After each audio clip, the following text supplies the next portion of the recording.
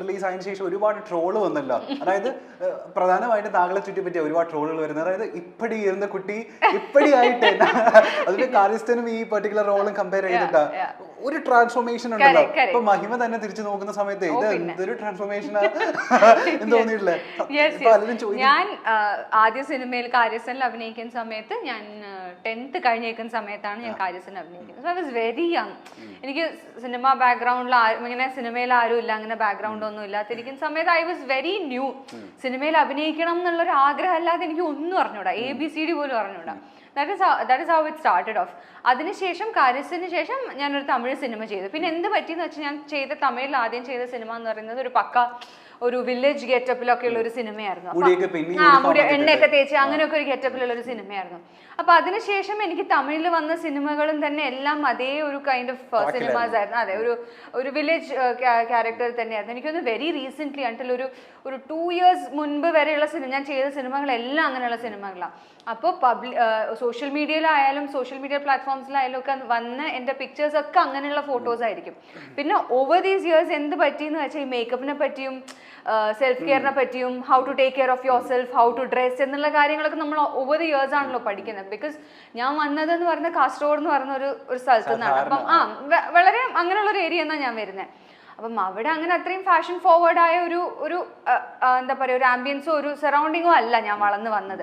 കുറച്ച് നമ്മൾ എക്സ്പ്ലോർ ചെയ്യുമ്പോഴായിരിക്കും നമ്മൾ കൂടുതൽ കാര്യങ്ങൾ പഠിക്കുന്നത്. പിന്നെ എന്താണെന്ന് വെച്ചാൽ നമ്മുടെ നെഗറ്റീവ്സ് എന്തൊക്കെയാണ്, എവിടെയൊക്കെയാണ് കുഴപ്പങ്ങളുള്ളത് നമ്മൾ മനസ്സിലാവുമ്പോൾ ഓട്ടോമാറ്റിക്കലി അതിനെ റെക്ടിഫൈ ചെയ്യുന്ന രീതിയിൽ നമുക്ക് ഡ്രസ്സപ്പ് ചെയ്യാനും മേക്കപ്പ് ചെയ്യാനും നമ്മൾ മെല്ലെ മെല്ലെ പഠിക്കുമല്ലോ. അപ്പോൾ ഇതൊക്കെ ഓവർ ദ ഇയേഴ്സ് പഠിച്ചതാണ്. പിന്നെ ഏജ് എന്നുള്ള ഒരു ഫാക്ടർ വരുമ്പോൾ എനിക്ക് ഒരുപാട് ചേഞ്ചസ് എനിക്ക് പെട്ടെന്ന് വന്നു തുടങ്ങി. ഒരുപാട് ചേഞ്ചസ് എന്ന് പറഞ്ഞാൽ ഏജ് എന്നുള്ള ഫാക്ടറോ അല്ലെങ്കിൽ ഇതും അല്ലാതെ സെൽഫ് കെയർ നമ്മളെ മനസ്സിലാക്കുമ്പോൾ വരുന്ന ഒരു ചേഞ്ചസും ഉണ്ടാവുമല്ലോ.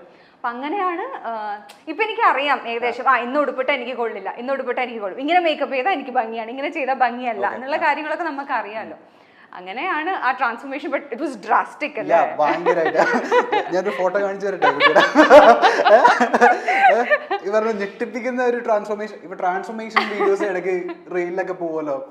ഈയിടെയായിട്ട് 2023 ഏറ്റവും കൂടുതൽ ട്രാൻസ്ഫോർമേഷൻ വീഡിയോസ് പോയത് മഹിമയുടെ പേരിലായിരിക്കും. ഈ ഫോട്ടോ കണ്ടിട്ട് എൻ്റെ അടുത്ത് ഒരു ഉണ്ട കുട്ടി എൻ്റെ അടുത്ത് പറഞ്ഞു, ഇത് കാര്യസ്ഥലിൽ എൻ്റെ ഫസ്റ്റ് ഷോട്ട് ഞങ്ങൾ ഷൂട്ട് ചെയ്ത ഫസ്റ്റ് ഷോട്ടായിരുന്നു തോന്നുന്നു. I was very chubby. എനിക്കൊന്ന് കോവിഡ് സമയം വരെ ഞാൻ ശരിക്കും കുറച്ച് ഓവർ വെയിറ്റ് എന്നല്ല, കുറച്ച് ചബി തന്നെ, കുറച്ച് ഹെൽത്തി തന്നെ ആയിരുന്നു കോവിഡ് വരുന്നത് വരെ.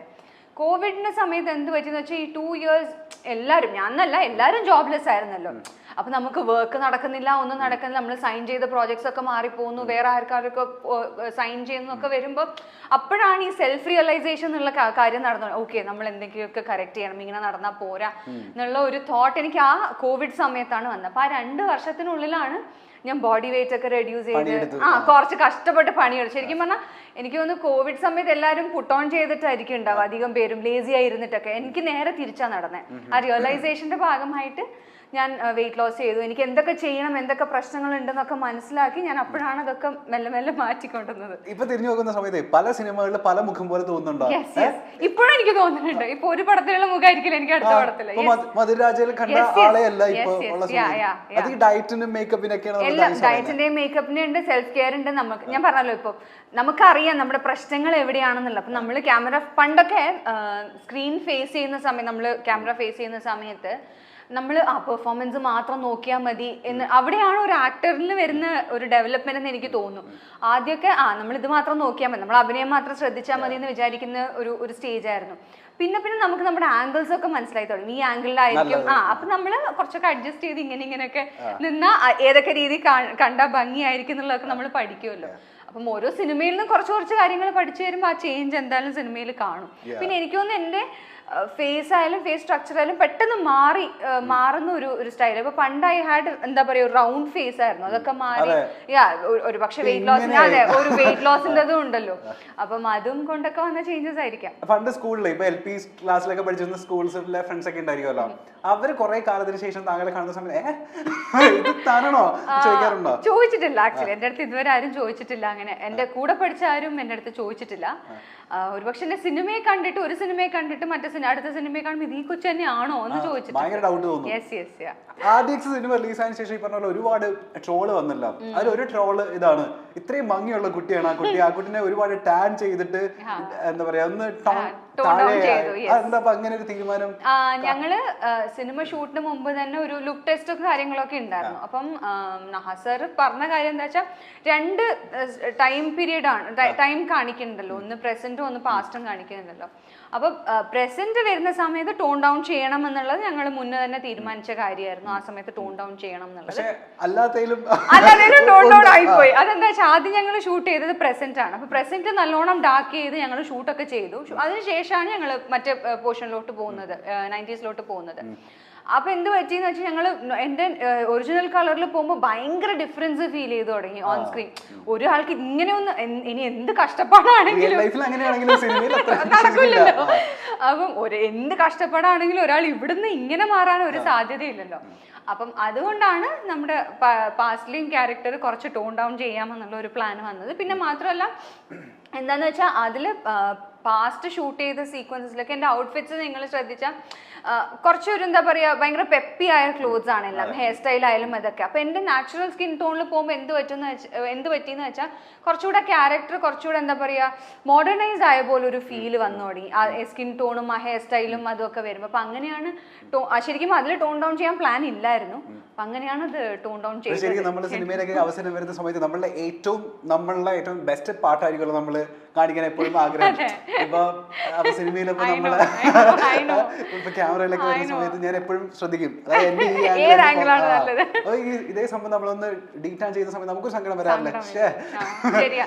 ഇത് ലുക്ക് ടെസ്റ്റ് ചെയ്യുന്ന സമയത്ത് തന്നെ ഞാൻ ചോദിച്ചായിരുന്നു വേണോ അപ്പൊ എടുത്തു നല്ല മഹിമ ഈ പോർഷൻ നമുക്ക് ചെയ്യുമ്പോൾ ഇതിങ്ങനെ വേണം എന്ന് പറഞ്ഞിട്ട് ആ പോർഷൻ ഞങ്ങൾ അങ്ങ് ഷൂട്ട് ചെയ്ത് ഭയങ്കരമായിട്ട് അങ്ങ് കറപ്പിച്ചപ്പോൾ ഞാൻ രാവിലെ പോയി ചോദിച്ചത് എന്താണ്, ഫസ്റ്റ് ഡേയും കൂടെ ആണല്ലോ എൻ്റെ. അപ്പം ഫസ്റ്റ് ഡേ ആയതുകൊണ്ട് എനിക്ക് അധികം ഇതിനോട്ട് അങ്ങ് കോൺസെൻട്രേറ്റ് ചെയ്യാതെ ഞാൻ ഞങ്ങൾക്ക് ആദ്യം ഷൂട്ട് ചെയ്ത സീൻ എന്ന് പറഞ്ഞാൽ ക്യാൻറ്റീനിൽ ഞാനും ഷെയ്നും ഇരുന്ന് സംസാരിക്കുന്നതാണ്. അപ്പം അന്നേരം ഐ വാസ് വെരി നെർവസ്, നന്നായി ചെയ്യണമല്ലോ എന്നുള്ള ഒരു ഇതുള്ളത് കൊണ്ട് അന്നത്തെ ദിവസം ഞാൻ ഒന്നും മിണ്ടില്ല. അടുത്ത ദിവസം ഞാൻ പോയി ഡെയിലി പോയി ചൊറിയും, എന്നെ ഇങ്ങനെ കറപ്പിക്കണോ എന്നൊക്കെ പറഞ്ഞ് ഡെയിലി പോയി ചൊറിയുമായിരുന്നു. പക്ഷെ നഹാസർ സമ്മതിച്ചില്ല, ഇതാണ് കുട്ടി മിനിയുടെ ലുക്ക്, ഇതിങ്ങനെ പോട്ടെ എന്നും പറഞ്ഞാണ് പിടിച്ചത്. അതിനൊരു വിഷമമൊക്കെ ഉണ്ടായിരുന്നു കേട്ടോ. ശരിക്കും പറഞ്ഞാൽ സിനിമ തിയേറ്ററിൽ കാണുമ്പോഴും ഞാൻ നഹാസറിന്ന് വിളിച്ചു, എന്നെ കറപ്പിക്കേണ്ട വല്ല കാര്യം ഉണ്ടായിരുന്നു നിങ്ങൾക്ക്? കാരണം എന്നെ നേരിട്ട് പരിചയമുള്ള ഒരുപാട് പേര് എൻ്റെ അടുത്ത് പേഴ്സണലി വിളിച്ച് ചോദിച്ച ചോദ്യമാണ്, മഹിമേനെ ഇതിനെ കറപ്പിച്ചേ, ഞങ്ങൾക്ക് നേരിട്ടുള്ള സ്കിൻ ടോൺ അറിയുന്നത് കൊണ്ട്. ട്രോള് വരെ കണ്ടിരുന്നോ? ഏത് ഇത്രയും കുട്ടിയെ കണ്ടിട്ടില്ല, അത് കണ്ടിട്ടില്ല. അപ്പൊ എന്നെ അറിയുന്നവരൊക്കെ വിളിച്ച് സിനിമ ഇൻഡസ്ട്രിയിലുള്ളവർ തന്നെ വിളിച്ച് ചോദിച്ചായിരുന്നു എൻ്റെ അടുത്ത്, ഇങ്ങനെ കറപ്പിക്കേണ്ട കാര്യം ഉണ്ടായിരുന്നു. അപ്പൊ ഞാൻ പറഞ്ഞപ്പോ ഇതൊക്കെ ഡയറക്ടേഴ്സ് ചോയ്സ് ആണല്ലോ, നമുക്ക് ഒരു ലിമിറ്റ് വരെ നമുക്ക് പറയാനുള്ള റൈറ്റ്സ് ഉള്ളൂ. അപ്പൊ പിന്നെ ഒരു പക്ഷെ ഞാൻ ഇനിയിപ്പം ഈ സ്കിൻ ടോൺ തന്നെയാണ് ആ ക്യാരക്ടർ ചെയ്തു തരുന്നെങ്കിൽ ഇത്രയും സക്സസ്ഫുൾ ആയിരുന്നില്ലായിരിക്കാം. പക്ഷെ ഇപ്പൊ തുറന്ന് സംസാരിക്കാമല്ലോ, അതായത് ഈ സിനിമയിൽ ഓഫർ വരുന്നു, ഇതിന് മേലിൽ ഷൂട്ട് ചെയ്യുന്നു, റിലീസ് ആവുന്നു, എപ്പോഴെങ്കിലും വിചാരിച്ചു ഇത് ഇത്രയും സക്സസ് ഉണ്ടാവും, ഈ രീതിയിൽ ഈ സിനിമ സക്സസ് ആവും എന്നുള്ളത്? ഇത്രയും ഈ ലെവൽ ഓഫ് റിസെപ്ഷൻ ഉണ്ടാവും എന്നുള്ളത് ഒരിക്കലും പ്രതീക്ഷിച്ചിരുന്നില്ല. 2023 ഏറ്റവും കളക്ഷൻ നേടിയ സിനിമ ആർഡിഎക്സ് ആയിരുന്നു. അപ്പം ആദ്യം നഹാസർ ഇതിന്റെ കഥ പറയുമ്പം എനിക്ക് ടൈറ്റിൽ തന്നെ ഭയങ്കര ഇഷ്ടപ്പെട്ടായിരുന്നു. ആർഡിഎക്സ് എന്നുള്ള ടൈറ്റിൽ ഭയങ്കര ഇഷ്ടപ്പെട്ടായിരുന്നു. കഥ കേട്ടപ്പോൾ എനിക്ക് എന്ത് തോന്നിയെന്ന് വെച്ചാൽ ഇതിന് മാത്രം ക്യാരക്ടറൊന്നും ഇല്ലല്ലോ പടത്തിലെന്നാണ് എനിക്ക് ആദ്യം തോന്നിയത്. ശരിക്കും എൻ്റെ ക്യാരക്ടർ പറഞ്ഞു തന്നപ്പം ഇതൊന്നുമില്ലല്ലോ എത്ര മാത്രം എന്നുള്ളതാണ് എനിക്ക് ആദ്യം തോന്നിയത്. അപ്പം ഞാനൊന്ന് ആലോചിച്ചിട്ടാണ് ആൻസർ പറഞ്ഞത്. ഞാൻ ഉടനെ ഞാൻ ചെയ്യാമെന്നൊന്നും പറഞ്ഞിട്ടില്ല. അപ്പം ഞാനൊന്ന് ആലോചിച്ചിട്ട് പറയാമെന്ന് പറഞ്ഞു. പിന്നെ എനിക്ക് തോന്നി ക്യാരക്ടർ എന്നുള്ളതിനേക്കാളും പടം എന്തായാലും തിയേറ്ററിൽ സക്സസ് ആവുമെന്നുള്ളൊരു കോൺഫിഡൻസ് എനിക്ക് ഉണ്ടായിരുന്നു.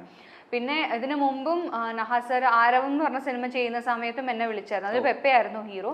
അപ്പോൾ ആ സമയത്ത് ഞാൻ വേറൊരു തമിഴ് സിനിമയുടെ ഷൂട്ട് നടന്നുകൊണ്ടിരിക്കുന്നത് എനിക്ക് ചെയ്യാൻ പറ്റില്ല. അപ്പോൾ I wanted to work with him. സാറിൻ്റെ കൂടെ വർക്ക് ചെയ്യണമെന്ന് എനിക്ക് താല്പര്യം ഉണ്ടായിരുന്നു. അപ്പം വിളിച്ചപ്പം ശരി ചെയ്യാം എന്നുള്ള അത്രേ ഉണ്ടായിരുന്നുള്ളൂ. സിനിമ നന്നാവും എന്നറിയാം, പക്ഷെ ഇങ്ങനെ ഒരു അപ്രീസിയേഷനും ഒരു റിസെപ്ഷനും കിട്ടുന്നു എന്തായാലും വിചാരിച്ചു. ഈവൻ ദ സോങ് ഞങ്ങൾ ഷൂട്ട് ചെയ്യുമ്പോൾ സോങ് നല്ല സോങ് ആണെന്ന് മനസ്സിലായി, അതൊക്കെ മനസ്സിലായി. പക്ഷെ എന്നാലും ഇങ്ങനെ രീതിയിൽ ഇത്രയും ഹിറ്റ് ആവുന്നത് ഞങ്ങൾ പ്രതീക്ഷിച്ചേ ഇല്ല. ഞാൻ ചോദിക്കട്ടെ മഹിമ, ഈ വിദ്യ ടീച്ചറിന്റെ മകളെ കാസർഗോഡുകാരി എപ്പോ മുതലാ മഹിമ നമ്പ്യാരായത്? എന്റെ ശരിക്കുള്ള പേര് ഗോപിക എന്നാണ്. Gopika Palat. So it's Gopika PC, Gopika Palat Chirakkara വീട്ടിൽ. അതാണ്. അപ്പൊ ഞാൻ ആദ്യത്തെ തമിഴ് സിനിമ ഞാൻ കാരസ്ഥൻ ചെയ്യുന്ന സമയത്ത് ഗോപിക തന്നെയായിരുന്നു പേര്. പിന്നെ ആദ്യത്തെ തമിഴ് സിനിമ ചെയ്യുന്ന സമയത്ത് അവർക്ക് പിന്നെ ഈ ന്യൂമറോളജി ഒക്കെ നോക്കുന്ന കുറച്ച് ശീലങ്ങളൊക്കെ ഉണ്ട്. അപ്പൊ അങ്ങനെ ഞാൻ ആദ്യത്തെ സിനിമ ചെയ്യുമ്പോൾ ന്യൂമറോളജി നോക്കിയിട്ടാണ് എനിക്ക് നല്ല പേരാ, നല്ല ലെറ്റർ ആയിരിക്കും എനിക്ക് എന്ന് പറഞ്ഞിട്ടാണ് അവർ എമ്മില് അതിന്റെ പ്രൊഡ്യൂസറാണ് പ്രഭു സോളമൻ സാറാണ് മഹിമ എന്നുള്ള പേര് ഇൻട്രൊഡ്യൂസ് ചെയ്യുന്നത്. അത് കഴിഞ്ഞിട്ട് പിന്നെയും ന്യൂമറോളജി നോക്കിയിട്ട് പറഞ്ഞു 2 പേരുണ്ടെങ്കിൽ ഗ്രോത്ത് നല്ലതായിരിക്കും കരിയറിന് എന്ന് പറഞ്ഞിട്ടാണ് എൻ്റെ അടുത്ത് 1 പേരും കൂടെ വെക്കാൻ പറഞ്ഞത്. അങ്ങനെയാണ് നമ്പ്യാർ എന്നുള്ള പേര് വരുന്നത്.